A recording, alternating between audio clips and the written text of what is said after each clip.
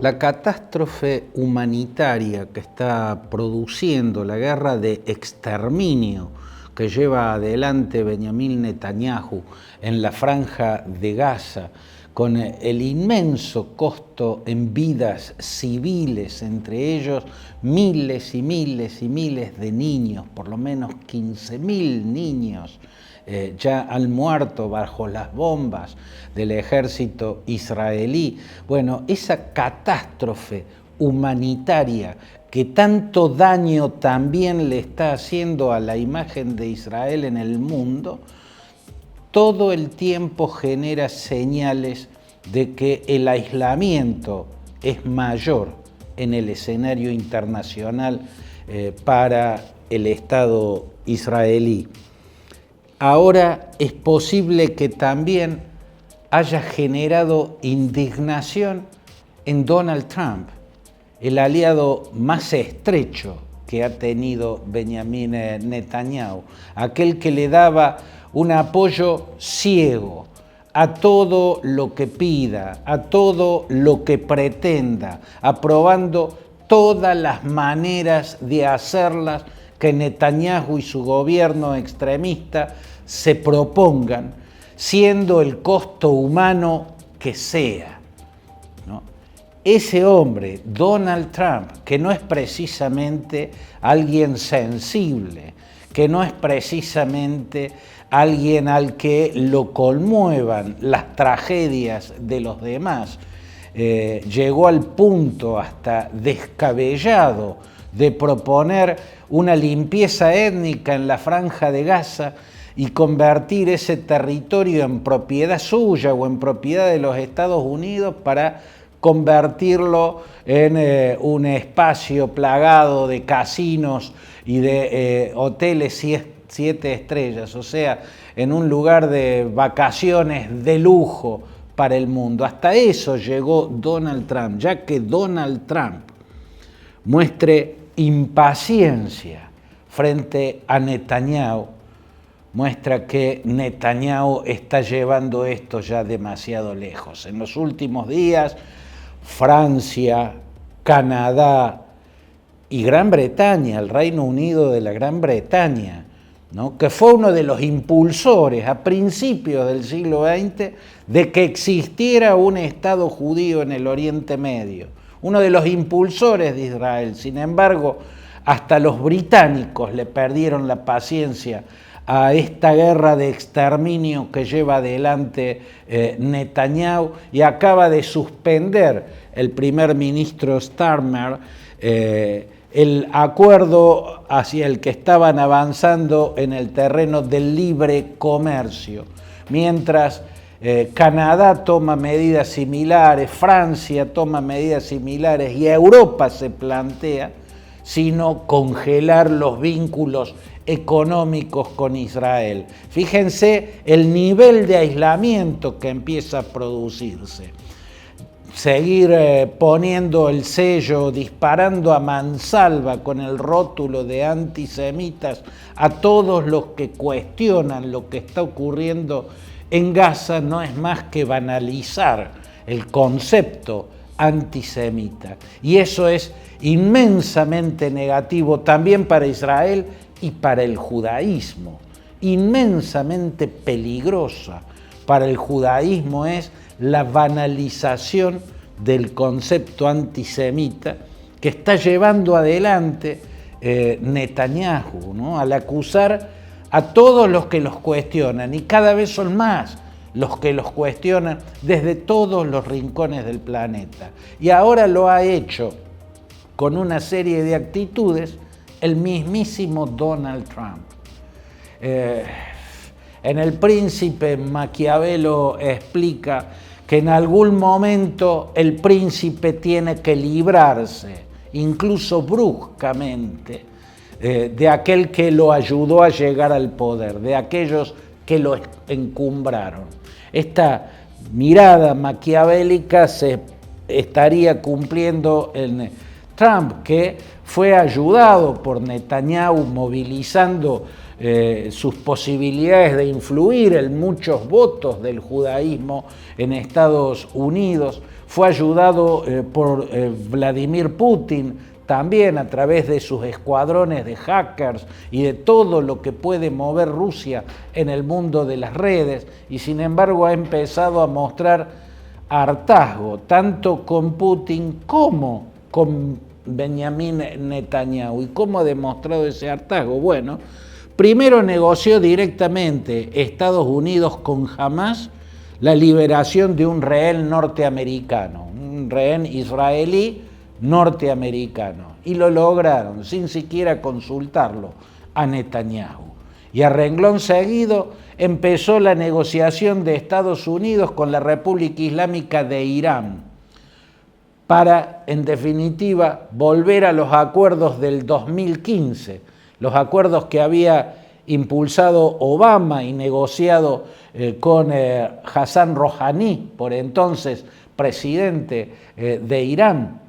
Ese acuerdo Obama-Rouhani, que estaba apoyado por China, por la Unión Europea, por Rusia, ese acuerdo que tenía tanta fuerza, fue destruido por Trump en su anterior gobierno. Ahora Trump está tratando de rehacer ese gobierno. No está claro que lo logre, por ahí Irán se planta, amenaza con dar marcha atrás, pero han estado negociando estas últimas semanas. Y a eso Trump le agregó una señal aún más inquietante para Netanyahu. Esa señal fue el viaje por Oriente Medio, en el cual no hubo una escala en Israel. El Air Force One pasó por encima de Israel y atravesó en Abu Dhabi, donde se reunió con Mohammed bin Zayed Al Nahyan, que es el emir de Abu Dhabi y presidente de los Emiratos Árabes Unidos, pero los gestos desafiantes a Netanyahu o los gestos que muestran cierto cansancio o cierto distanciamiento de Trump hacia Netanyahu está en haberse reunido en Arabia Saudita con Mohammed bin Salman, el príncipe que gobierna Arabia Saudita, el nombre de su padre, el rey Salman bin Abdulaziz Al Saud, y entre otras cosas, el príncipe que gobierna Arabia Saudita le insistió a Trump con la necesidad de que se reponga la solución de los dos estados, que no hay solución sin un estado palestino en Cisjordania y en la Franja de Gaza. Pero hizo algo más Mohammed bin Salman. Llamó a Riad, a la capital saudita, a Ahmed al-Sharaa, que es el presidente de Siria, el actual presidente de Siria, que antes de ser Ahmed al-Sharaa, el actual presidente de Siria, fue Abu Muhammad al-Jolani o al-Golani, ¿no? El líder, el comandante del Frente al-Nusra, el brazo de Al-Qaeda en la guerra civil de Siria. Y antes de haber sido el comandante del Frente al-Nusra en la guerra civil de Siria, fue un yihadista que combatió en las filas de Al-Qaeda y a las órdenes de Ayman al-Zawahiri en la guerra que se dio en Irak. Se cansó de matar marines norteamericanos, al-Golani, ¿no? Ese hombre ahora con su nombre verdadero, Ahmed al-Sharaa, y como presidente de Siria, se estrechó en un apretón de manos y recibió elogios del presidente norteamericano. Netanyahu ha estado bombardeando la Siria de al-Sharaa. Netanyahu está al borde de la guerra con la Siria de al-Sharaa. Y Donald Trump lo que hizo fue prometerle al presidente sirio, a este ex yihadista de Al-Qaeda, nada menos, que va a levantar cuanto antes las sanciones norteamericanas que rigen sobre Siria y que vienen desde el tiempo del régimen de Bashar al-Assad, ¿no? Esa reunión fue sísmica. para los intereses de Netanyahu, para lo que quiere Netanyahu. Netanyahu no quiere la solución de los dos estados, lleva años tratando de destruirla. Netanyahu no quiere el acuerdo para controlar el programa nuclear iraní y que no lleguen los iraníes a tener una bomba atómica. Lo que quiere Netanyahu es que se destruyan las centrales nucleares de Arak, Natanz, Isfahan, Bushehr, donde se desarrolla el programa nuclear iraní. El acuerdo que busca Trump, que puede salir bien o no, pero el acuerdo que busca Trump no impone la destrucción del programa nuclear, sino la limitación, ¿no? Producir uranio enriquecido hasta un punto que quede lejos de lo que se necesita para poder convertirlo en ojivas nucleares, a ese uranio enriquecido. Y Netanyahu no quiere un entendimiento y que dejen de regir las sanciones sobre el régimen sunita y salafista de Siria. Tampoco quería lo que ocurrió a renglón seguido. De Riad voló a Doha, la capital de Qatar, donde Trump se reunió muy cordialmente, recibió un regalo hasta obsceno, un avión Boeing 747, regalo increíble que se haya hecho, increíble que lo haya aceptado. Pero sus reuniones fueron fructíferas con Tamim bin Hamad Al Thani. Y Tamim bin Hamad Al Thani es el emir de Qatar, y Qatar ha sido el principal financiador de Hamás en la Franja de Gaza.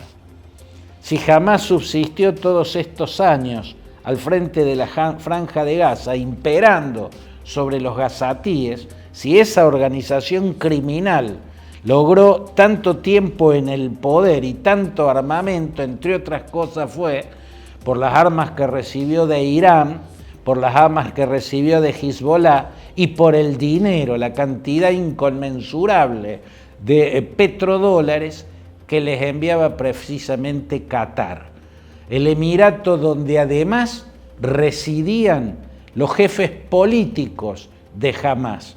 El último, Ismail Haniyeh, residió en Doha, en uno de esos rascacielos, en un lujoso departamento que le regaló la dinastía de Qatar, esa con la que Trump ahora está a los abrazos planificando grandes negocios.